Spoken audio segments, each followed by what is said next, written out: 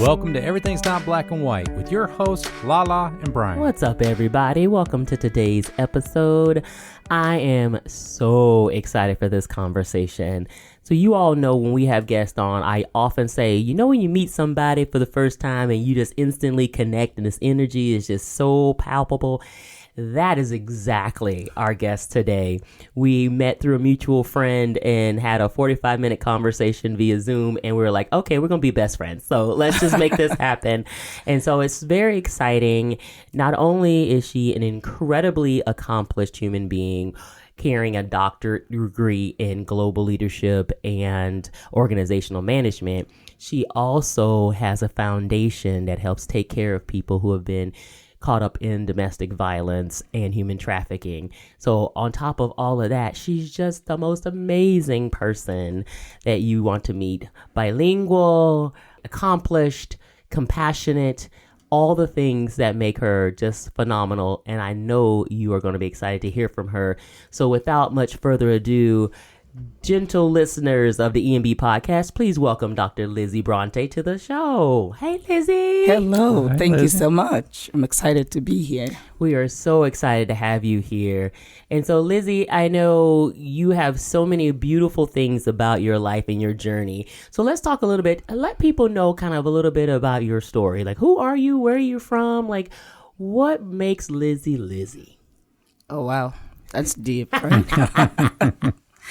Okay, so Lizzie is originally from Cameroon, right? Yes. What makes me unique is that I have a long journey, but we may not have enough time to listen to my story, so I'm going to keep it short. I came to the U.S. for, I would say, greener pastures, but I was accepted as a refugee because there was political unrest in my country, and my fiancé at the time was involved in politics, so I was obviously a next target. Yeah. So we left the country, went to Europe, then Europe, America. So I became accepted as a refugee here.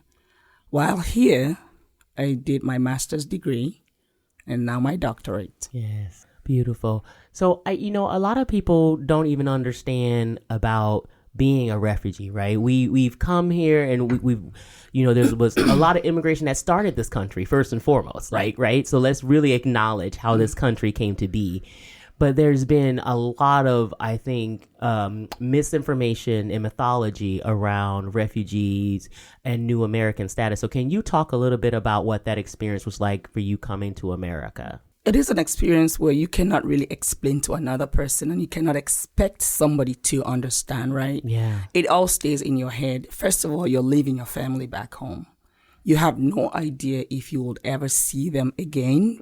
And you're going to a place where you don't know much. There's that huge difference in culture, right? There's a difference even in the language, the accent. You begin to worry. You wonder, how am I going to fit in? Yeah. First of all, because you're accepted as a refugee doesn't mean you will be legalized, right? You have to go through the process of an interview. The judge has to deem your story worthy. So how do you deal with that? Yeah. How do you, and in my case, I was pregnant when I came to the US. And after I had my baby, 2 or 3 days later, I had an interview. And I was being helped by a few good Cameroonians who'd been here before me, but I had the responsibility of taking my child with me for an interview. Wow. You get into that huge room and there's so many people, and then you begin to realize you're not the only one, but your case is unique because now you have to survive. Yeah. Now you have to cater for another child. And now you have to make sure that the judge understands that you desperately need to be legal because you want to blend in the system. You want to go back to school. You want to start working. Through all of that, you're worried. Yeah. How do you live a life where you just worry day by day? So it's not a journey to envy anyone.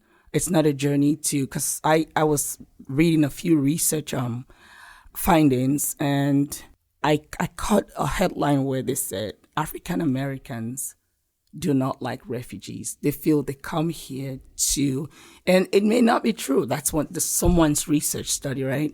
That they feel like refugees come here to take away from them. They get a lot of freebies.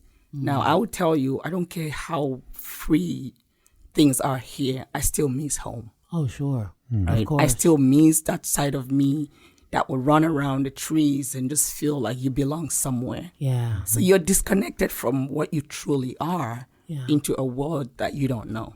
It breaks my heart to hear that report that African Americans have that feeling about refugees. I know, I can tell you from my youth growing up, I'm 50 years old, but being a young person, I remember being conditioned to think that Africa, first of all, was a country, not a continent, right? Because, people say Africa, like it's all encompassing, like every single person in Africa is the same. So that's the first mythology that I think we're treated with as young people.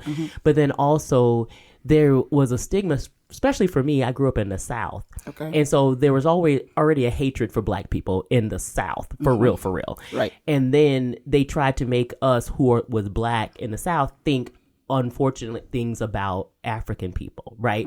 So it was based on what you said. So as a young person, I was conditioned to think that, but actually when I became older and could think for myself, it was a different story. I'm like, not everybody's the same ever, but they've made you think that way. And that's the power of media and propaganda, right? And so I'm curious to, outside of reading that article and having a certain feeling about it, how were you treated by other people outside of the Cameroonians that you knew coming into Columbus? Because I feel like in this post-Trump era America, any Black and brown refugee is often looked on with much more disdain than a person who might be of white or European heritage. So for me, it's interestingly different. And I say that because my first stop was California, San Jose. So it's different. It's more Caucasians, more Hispanics, right? So I'm trying to fit in there. Now, I was living with a friend and a family. They moved to Alabama. Huge contrast. Yes, it is. Right? Yes, it is. And while in California, I guess I was mostly grateful. So moving over to Alabama, we stopped in Atlanta, and I saw this big population of Black people. Yes. And I'm like, oh, finally. Yes. Right? Because I'm thinking we're all Blacks. Yeah. So now this is home for me. It's going to be easier. Yeah. Now, transitioning to Alabama, I faced my first instance of racism from an African American. Oh, wow. Very interesting. And I would say that's one situation. And I can tell you what happened, but I could keep it to myself. But on the other side, one of my best friends was African American. And what that taught me was to keep an open mind. Yes. You cannot judge a race. Right. You cannot judge a group of people. That's right. You can only use your experience to either learn, teach, or grow. That's right. And so I used my experience to realize, you know what, because my best friend, African American, she explained a lot to me. I'm curious by nature, so I would ask questions like, how do you feel? What do you think? And she would tell me what it means to experience racism, what it means to grow up in a place where generations of people were exposed to racism, what it does even to unborn children. So she extracted a lot of empathy from me. And I decided, you know what? I'm not going to use one situation to condemn a whole list of people. I'm going to keep my mind open. I'm going to extend my hand. And if you slap it, I'll put it back down. If you give me a handshake, then we become friends. Like right now, we are friends, right? Yes. Oh, yes, we are. Absolutely. And first of all, I just appreciate the compassion and the empathy that you hold in your body, knowing all the things that you've been through to get here, and experience. One of the things that I think we have, quote unquote, supposedly prided ourselves in Columbus is being a place that is very welcoming to new Americans. I know that there's a lot of organizations like CHRIS, the Community Refugee and Immigration Services, that really are about helping people come here and get acclimated, get access to the resources they need. But to your earlier point, it still is not home. It still doesn't feel like home. What kind of things could we do better as citizens, as in Columbus, to make new Americans and refugees who get displaced and put here, make them feel more like they belong? I strongly believe Columbus is doing a lot, from the government to individuals. I've experienced a lot of warmness, right, from either Caucasians, African Americans. People in Columbus are more open-minded, right? They are open-minded, but then they will keep their distance. You have to show them who you are. You have to prove to them. And I don't want to get into a conversation where it feels like we expect, as an immigrant, I expect everybody else to do so much to get me acclimated. The question is, what am I doing to fit in, right? What can we as immigrants do to also bridge that gap? It cannot be one-sided. We both have to. So when I think about the work that I do in my community, I see the need for people to come together, not just living in our siloed community, right? You go to the Cameroonian community, we're a huge group. But do we blend with Ghanaians? Do we blend with Somalians? Or do we just go and identify as, okay, I'm a Cameroonian American, originally from Cameroon, right? So we have to be purposeful, and it takes everybody. Right. No, 100% on that. I always talk about the two-way street. We often talk about, extending the hand out, but you also have to grab my hand back, like you mentioned, right? And how do we do that in a way that's really encouraging and opens up opportunity for everybody? So one of the things that, Brian and I both, and I talked to you about this before, we did our ancestry DNA, and we both found that we had origins in Africa. My family from Benin and Togo and Ghana and the Sinhalese, and Brian's from Nigeria. And so I think it's so fascinating once you start to get into truly the history that we have. There's so much more that's probably shared than people even understand about the shared history, but I do think people misunderstand Africa as a continent, period. And so what are some of the things when you finally made it here to America, did you hear that people really got wrong about living and growing up in Africa? Calling a country a continent. Right? I mean, exactly, right? So that's the biggest one. And I know people assumed that everybody lived on trees. Yes. Everybody is out chasing lions. Yes. And so my friend asked me, hey, Lizzie, what time is it now in Cameroon, where you're from? And I'm trying to look at the time to do the math, right? Or is it 6 hours ahead or 5 hours now? And then someone says she's probably going to be out there chasing lions. Wow.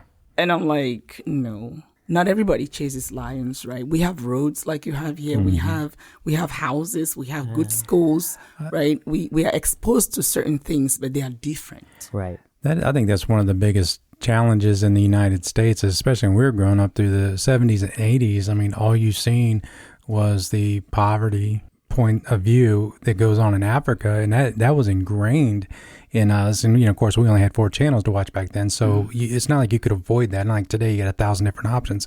But it sets the tone for what people, like you said, have expectations of how Africans live. It's crazy that that's the way it is, but it is, unfortunately. And I apologize. No, I mean that's fine. The more you interact with people, you realize it's really nobody's fault, right? It's the media, it's marketing, right? Yeah. People who put those images out there, they're usually selling something. That's exactly right. Donate $2, and I'm not saying that it doesn't exist. It does, right? But you cannot make it one problem for everybody. Right. Every country has its own problem. I was shocked when I went to Alabama. I'm like, wait. It is not so different from where I'm from. I saw chicken running behind houses, and I'm like, and I would call my family and say, wow, this is just like this city or that city. So there's poverty everywhere. Right. There's homelessness everywhere, right? There's mediocrity everywhere. We just have to understand that things are different. It's not bad or good, or it could be good or bad. But when you think about the differences, for me, it's easier to find a solution when something is different. What's different? What's the gap? How do we bridge that gap? Versus, people from Africa must be poor. People from Africa must not know how to speak English. I've had people ask me, "Where did you learn English from?" I said, "From my country." Right. Right. I know. It's just sometimes you think, really?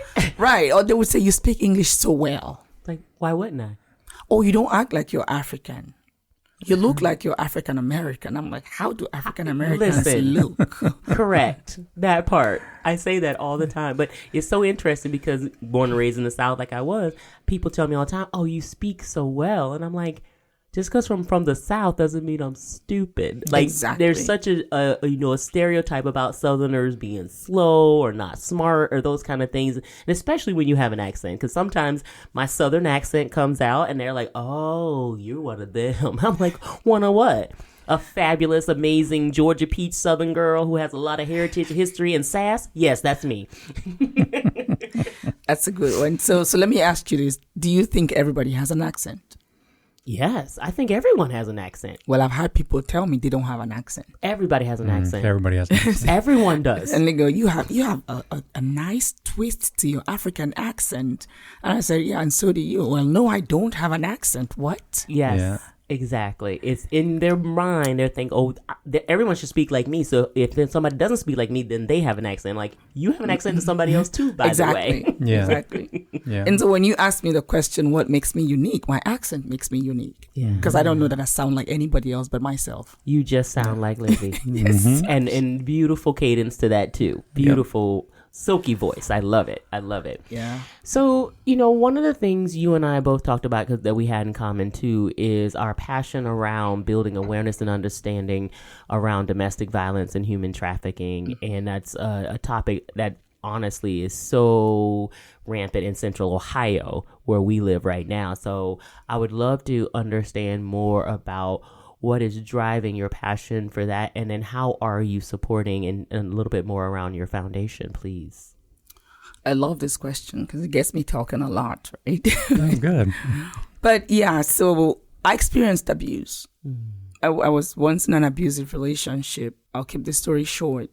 My alumni group of girls, because back home I went to an all-girls boarding school. So we have a strong alumni here. When you come as a new person, they try to incorporate you just to make sure you're doing okay. And I was in an abusive relationship. I don't know if my situation prompted, because I wasn't telling anyone. I was hiding it from people. But something prompted one of the ladies to bring a social worker to come and talk about abuse. And when she spent her time breaking it down from the different types of abuse and what happens during that time and how people will use certain things to manipulate and control you, it felt like she was talking to me. And when I left that place, I said, first things first, I have to share my story. Second things first, I have to do something about it. Because I grew up in a culture where nobody called something like that abuse. It was more like, if your man beats you up, he probably loves you too much. Or you probably did something that was deserving of that, right? And so I spent a lot of time doing my own research, understanding this is really, because I felt the way the lady explained that you would feel, but I just never thought it was wrong. So now that I know what I know, I'm doing what I'm doing. Yeah. I realized it took one person to raise awareness in me for me to get out of an abusive relationship. And so I spent a lot of my time, and by the way, my organization is called the Just Like You Global Foundation. I decided to go with the Just Like You because I want everybody to understand that I'm just like you, you are just like me. There's really no point in trying to hurt or control me. Right. We can coexist in love and respect. Right. And everything should be fine, right? But that's not the world. Domestic abuse to me is a global problem. Yes. It's universal. Yes. It just happens differently in different cultures. Yes. And most cultures do not speak about it. Religions will tell you not to say anything. You would find a couple where the man or the woman is being abused. Rather than call the police, they would go to the pastor. And the pastor would tell you, nobody needs to know this. Wow. And they will be basically, hey, don't do this again. You know, that's not right. God doesn't want you to do that. And you go back home with your abuser. It happens all the time. Yeah. So I spend my time doing a lot. I do more to prevent it from happening than to support people when it's already happened. Because at that point, the trauma is not something I can help you with. You're so right about that. You know, I think about, if you can prevent something. And because there's such a ripple effect that once you're in the middle of something and you experience that trauma, that ripple is legacy. I mean, it happens and it will stay with you. Even if you heal from it, it doesn't go away. Never. So I love that you're trying to be in that preventative place so that people don't have to get connected in that world before they can get out of it. Yes, it's very important because I was reading a book by Richard Mayoka. It talks about generational trauma. It talks about how impossible it is to remove trauma. Once you experience it, it stays there. Now you pick and choose how you want to live with it. Yeah. Do you want to be negatively traumatized? Do you want trauma to open up that ambition in you, that where you can create change? Do you want trauma to just make you complacent? Like, okay, this is it. I accept my life. This is my fate, right? Yeah. I'm going to die poor. I'm going to die in an abusive relationship. So you get to choose how you want to redirect your trauma. Yeah. And however you choose it is going to impact generations to come. Yeah. You're absolutely right. It's so interesting that we're talking about this very topic today. I was watching a YouTube podcast earlier today, and she was talking about when people are in a poverty state and they end up buying things like Xbox or like Gucci clothes or shoes, and people will say, well, you're poor, why are you spending money there instead of maybe investing or something else? And she said it becomes a mindset where people think, I'm never going to get out of this situation anyway. I have no hope. So I might as well just enjoy myself as much as I can in this space. And it's such a limiting mindset, but I see how it is. I can understand why people get in there because it feels almost hopeless to a point. So you're like, why even try? So let me just make the best of what I can. Right. And I've learned not to question when we talk about abuse. I learned not to question why people stay. It's very easy to ask, but why are you staying? Well, he's punching you every day. Why are you staying? Several reasons will keep you in an abusive relationship. Yeah. Sometimes it's that assurance that there's someone who's going to pay the bills. Yeah. And sometimes it's just that feeling of, I have somebody in my life. Yeah. You may be someone who really doesn't have connections with your family members. And when you find that in that one person, you may feel like, you know what, if I move away from this situation, am I ever going to find somebody else? Yeah. And there are people who truly believe that someone who tries to control them loves them. Yeah. But I always ask the question, how can you love somebody and you want to control them? That's so true. And that's in real life right now, right? Without the abuse, even though I do control him, he'll tell you that 100%. Don't let it fool you. It's so true. You know, one of the things, you know, you and I definitely talked about when we first met is around how women particularly can do more in collaboration with each other versus being in competition with each other. You know, and just growing up in the United States where women were always considered second-class citizens. And so when you start looking at roles or opportunities, there's usually one role, one opportunity, and about 1,000 women, right? Yes. And instead of us actually questioning, why is there only one role and 1,000 of us? We end up saying, well, there's only one role, 1,000 of us. Let's all climb over each other, stab each other in the back, walk all over each other to get it. And it's a different mindset. And it's a mindset of abundance saying we need more roles versus scarcity. We got to fight for the one, you know? So what has been some of your philosophy to come together and do more collaboration versus competition? And how has that manifested in your life? I feel like, and I've always believed that women are very powerful. And if we just learn how to work together, we would do many big things, right?